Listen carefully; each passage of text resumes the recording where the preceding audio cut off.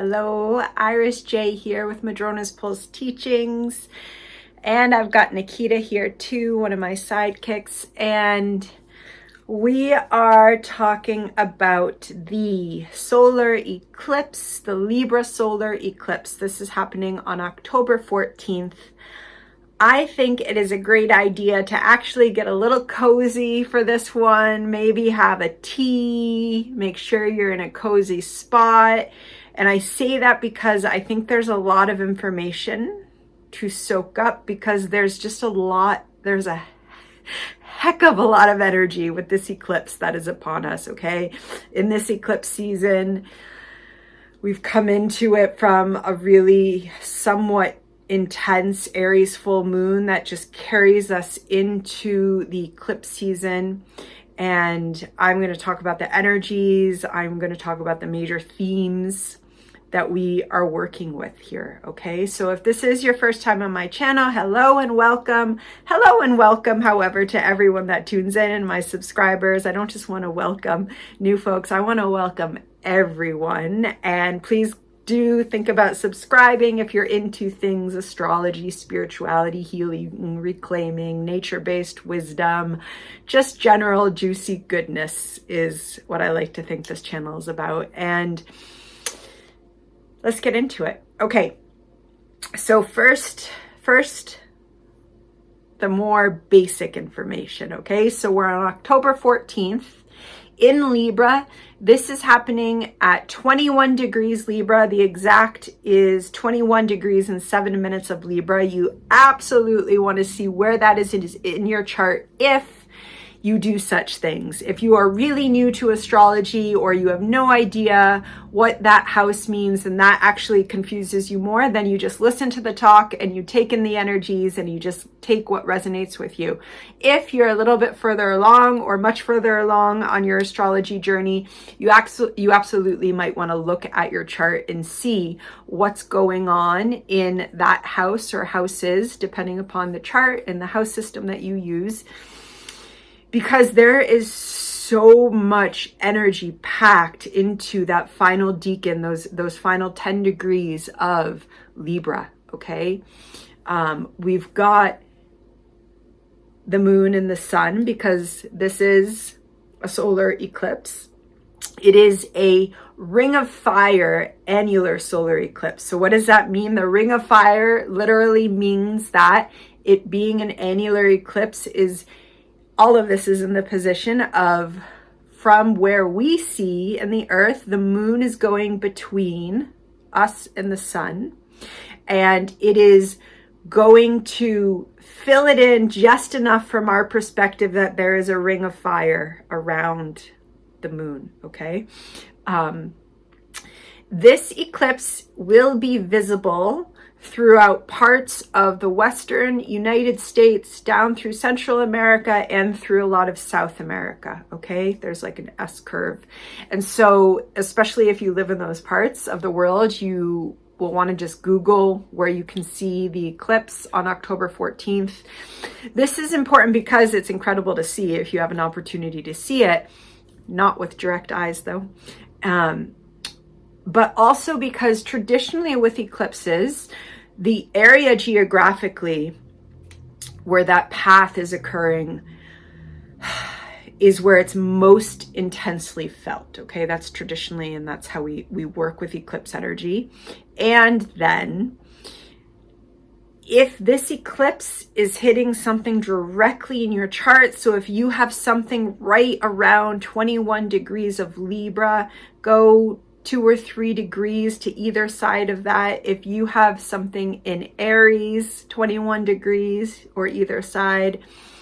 Also, if you have something in Capricorn or Cancer at that same degree mark, which would be a square, then this is absolutely impacting you personally and directly. And if it's not, it's also still very possible that you are feeling this, okay? Because eclipses can be intense. I absolutely love eclipse energy. That's why I want you to get cozy and sit down and listen. I think it is such an opportunity when we have eclipse season to shed layers that we just don't need to bring with us. Yes, folks know I'm a Scorpio sun. I love me shedding. Okay, but shedding those layers so that we can move forward in a new, literally new manifestation of ourselves. Now, it's not night and day. Sometimes it is. Like literally, sometimes during eclipse season, it is night and day. There is a life change and we are living a different reality after, especially if it's falling directly at something in your chart that could be a possibility. That said, sometimes it's totally internal. We are talking about Libra, which is relational, and I'm going to open all of that up. But it's an opportunity for growth, for evolution. I'm an evolutionary astrologer, so that's another reason I get quite excited about an eclipse. What is an eclipse? It's when we have a new moon or a full moon near the nodes of the moon. Okay, so this is a solar eclipse, which means that it's a new moon in Libra. The moon and the sun are together in Libra. So let's start opening up the energies of this. So right away, we know that this is eclipse happening in Libra. Libra is our sign of the zodiac that is working with the archetypes of, firstly, relationship, how we relate to others in one-on-one dynamics, okay? So these are the energies right away that we know are coming up. One-on-one relating. Now, Libra relating is really about, it is relationship. And it's all one-on-one. Sometimes it just gets talked about in terms of romance and committed partnership. Libra is all relationships, okay? Colleagues, friends, family members, teachers, therapists, partners, business partners, okay? So it's all those one-on-one dynamics. And the archetype of Libra energy is that we actually begin to discover new things about ourselves that we can only discover in relationship. That we need another person to come in and we need to enter into that relational way of being. And through doing that, another person, sometimes we say they act as a mirror and they start showing us parts of ourselves that we couldn't have seen on our own. Sometimes they literally will say, you know that you're doing this. And we're like, no, I didn't know that I did that. Or, yeah, I know that I do that. I love that I do that. Why don't you like that? Oh, relationships, the messiness of relationships. Messy is an interesting word to use because Libra did not always like mess. So part of Libra is that one-on-one way of relating. It's also the archetype that is aligned with justice making and equality, especially the type of equality that knows that every single person deserves the same inclusive rights, the same basic human rights, that does not believe that because we were born into this wealth that we deserve to live a privileged life and other people have to work hard enough to get up to what we didn't actually have to work hard because we were just born into that wealth. No, Libra is about a justice that is felt for everyone and it wants that, okay? It's traditionally represented by the balancing of the scales, the justice making through the scales. That image is also a little bit misleading for Libra because what we sometimes talk about is Libra Shadow, which is that Libra can want the balance so deeply, so much, that it is often willing not to hurt somebody else. That's not what Libra wants to do. It's willing to silence itself so that it can keep the peace. It's willing to perform or try on a different personality that it knows. Libra is beautiful at intuiting what others want, okay? We usually only talk about water signs and times in kind of that psychic empath. Whoa. Libra knows what others want, okay? And it knows how to transform itself. It's air quality, okay? It knows how to transform itself through ideas, through words, into what others need, into what others want. And so when that happens, sometimes on the outside, it looks like those scales are perfectly balanced. Sometimes it looks like there is harmony, but oftentimes it's not actual harmony. The true Libra archetype knows that's those scales in the presence of conflict. Those scales have to be able to move, that sometimes things have to shift, that there's actually more dimensions than just those two that we can see. It knows that life is hard, and it knows that there can be balance in conflict. It knows that we do not have to agree, and we can still belong with each other. This is true Libra. Libra knows how to hold its own view. It's always learning, but how to hold its own view, how to have that and be in relationship. This is part of why Libra is ruled by Venus, because Venus is all about our own values. Okay. I know my values. I certainly know them because I just been on a heck of a journey with Venus in its retrograde through Leo. And we're going to talk about that because our values have come up in new ways for us. Venus teaches us about our values. And in Libra, we take those values and we enter and we learn how to be in a one-on-one relationship. So now we have an eclipse happening in Libra, meaning that the sun and the moon are near the south node. Okay, so the north node is up in Aries, the south node is in Libra.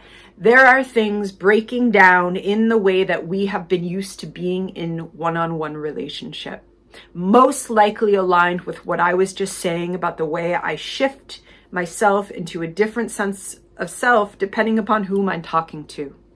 And this eclipse, this energy is all about authentic self staying and entering into relationships. So this is actually not about other people. This is actually not about what other people do or why other people are bad or blaming other people. This is about stepping up for who we are as we are and shedding most likely long life conditionings about why we weren't allowed to do this in the first place. Enter family upbringing, enter socializations around gender, around race, around sexuality. There is so many complicated intersecting ways that we get conditioned and taught that it is not okay to show up as ourselves. And sometimes, depending upon our life, it actually wasn't okay. It was not safe to show up as ourselves. However, enter eclipse. Enter cycles breaking in this energy. That is over. We are now being invited to show up as we are. Okay, that is probably the biggest cycle that's breaking.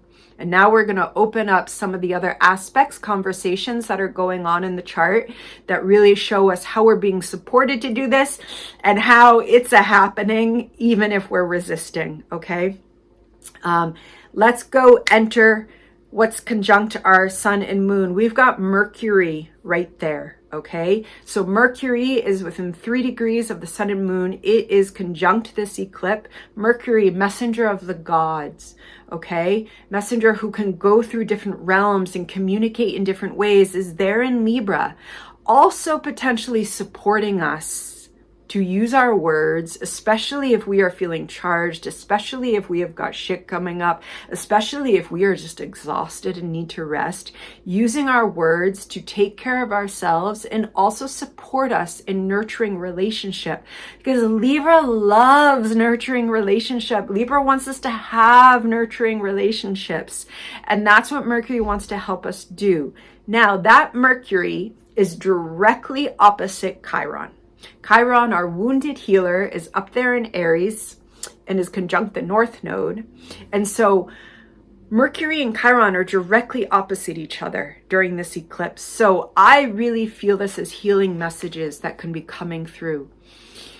Aries, all about ourself. It's our instincts. It's our primal fire self. It is our needs, our desires. It is action. It is not thinking. It is not getting all confused about what someone else wants. And it is feeling into ourself, into our heart, into our gut, what we need to move forward. So that's the energy that South Node is breaking down so that we can claim more of that North Node Aries self. Okay. And Chiron, however, is the wounded healer and has been journeying through Aries for quite a while and is part of this eclipse song. And is the wounded healer, is a part of our psyche that comes in with a wound. And in transiting Chiron, it's a part of our psyche that's in the process of healing. And when it's activated in a transit, we're getting an opening for healing. That said, sometimes Chiron stings a little bit, okay? It's like the disinfectant that we put in a wound, and we know we have to do it because it's going to clean it out and it's going to help it heal. But it can be tender.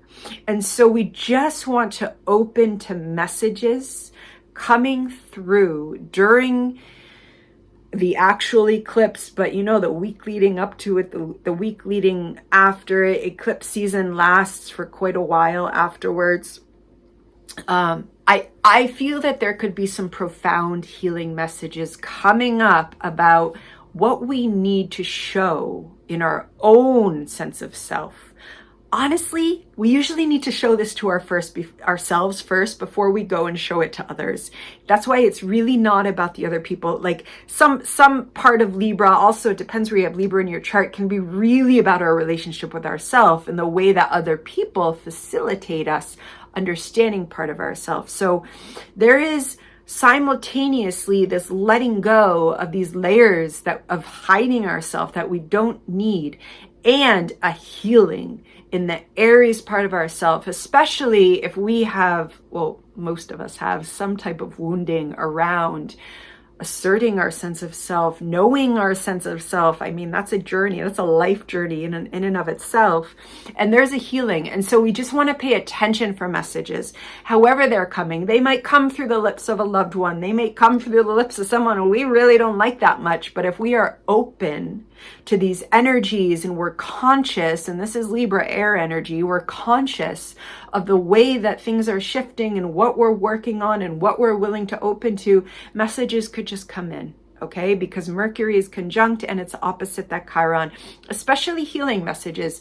Messages could really come in about what we are ready to let go of. It's a wonderful time during this eclipse to do a ritual, however you want to do that, writing it down and burning it, or however you work with your rituals, but writing down in words, nice Libra, of what it is that you want to release, or you don't need to carry forward in your relational ways of knowing, and then burning it works with that Aries energy. You could do that with a loved one, in a safe place with a therapist, whatever comes up for you. You want to trust yourself around any ritual. I think it's so important to trust ourselves around rituals.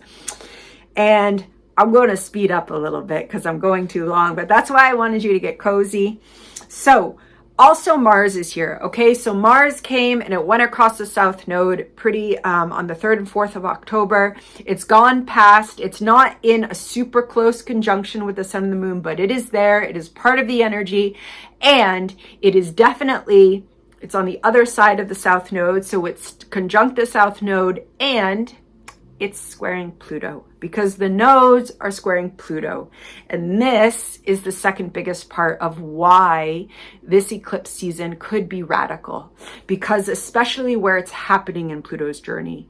Pluto has just stationed direct. We have been working with Pluto retrograde for quite a while in those degrees of Capricorn, and now it is stationed direct and it's moving ahead, and we are never going to have Pluto in these 27 and 28 degrees of Capricorn in our lives again. And we're having an eclipse that is where those nodes and Mars are squaring Pluto. When Mars is talking to Pluto, it is significant of a very deep soul energy that is present. So in the transiting, this is calling us into potential great timeline shift if and how we're opening to letting go. And Mars is here finding the courage, and Mars is in the 1st degree of Scorpio. Mars has moved out of Libra. Mars is in the 1st degree of Scorpio. It is helping us to find the courage to go deep, to be in the messy bits a bit. Squaring Pluto is aligned with Scorpio energy, squaring the nodes, that Pluto is squaring the nodes, and it's taking us forward, folks, okay? So this is helping to take us forward on our Pluto journey, and especially we still have a little over another year of working with Pluto, shifting between Aquarius and Pluto. We're still in a great transition collectively and individually in terms of this deep, deep paradigm shifting energy that's part of a bigger paradigm shift. that's taking us into new ideas of meaning, new social boundaries, new idea of how I show up in society, new ideas of what collective means for myself, for the evolution of humanity. Big themes. They're present in this eclipse, and they have to do with us claiming how we want to move forward in one-on-one relationships. And Mars squaring Pluto is significant that there could be some waves going out, okay, with the next few weeks. And I really want to talk about Venus for just a few minutes because she's a really big part of this too, okay? Maybe I'll make another video that's like a little bit more condensed, but I want to put it all out here, okay? So the way I would love to come into Venus is just say that there's one other aspect I want to mention, which is that the planet Uranus is in a quincunx, also known as an inconjunct. It's traditionally read as one of the more challenging aspects with this eclipse as well, with the sun and the moon.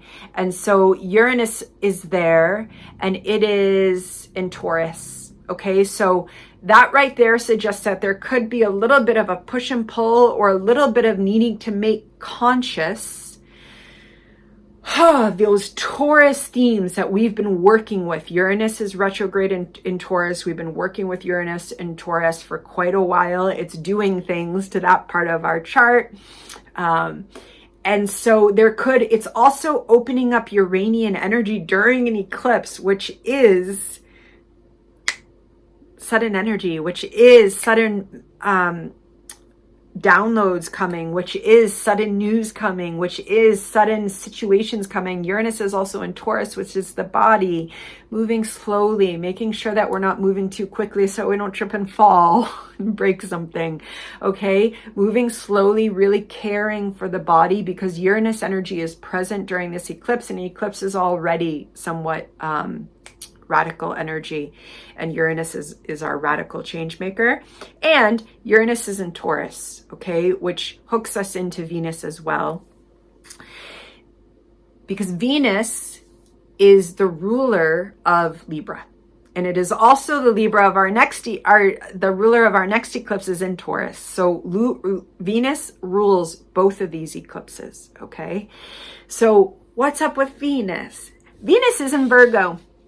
Venus has finished her journey through Leo. It has been several months. We went during the summer here, winter here in the Southern Hemisphere. We went through Venus journeys of retrograde. Venus in Leo went through an entire death and rebirth cycle. I know for a lot of folks that have reached out to me that Venus in retrograde was quite difficult for some folks on many different levels. I spent most of it in bed, sick, right? So, and there was so much going on under the surface. Anyway, that's a whole different story. We've been changed. So Venus radically changed our values, our Leo passion values for our sacred self, our flames, our Leo flames, our passion, our creativity. And now as we come into this eclipse, Venus is in Virgo. She is carrying all this new energy into this sign of an earth sign that is discerning how to literally embody these new values. Bang, eclipse. Let me radically let go of the ways that I've been hiding myself in one-on-one relationship, and I haven't actually been supporting myself to show up, which does not do anything for other people, okay? We can get taught as kids that it does a heck of a lot for other people, especially parents, but it's not actually supporting a growing, evolving relationship. It's supporting usually a power structure that isn't actually equitable.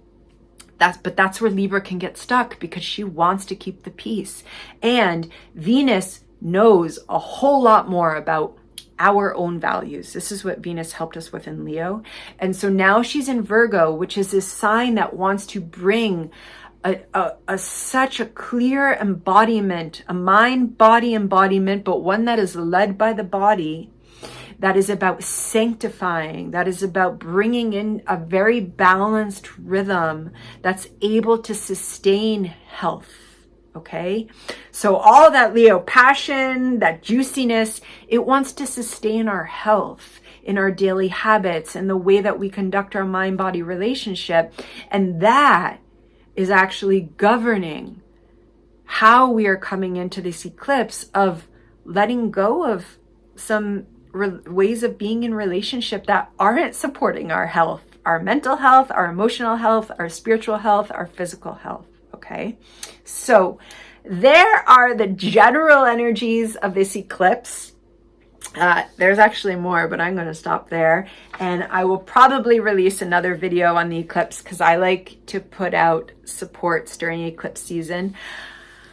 And I also had an announcement that I meant to make at the beginning, but I'll make it now because there's a few people that are still listening, even though I know it's not most. But I am launching a Patreon. I'm super excited. I'm starting it in November. I am bringing like all of me into this next project. And so there will be 2 tiers.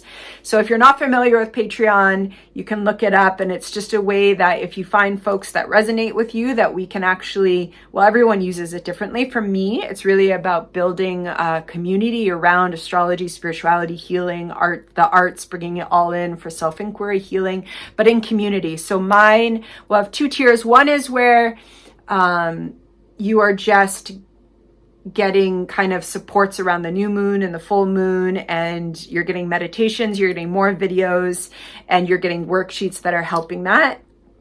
I haven't set the prices yet, but that's probably around $6 a month.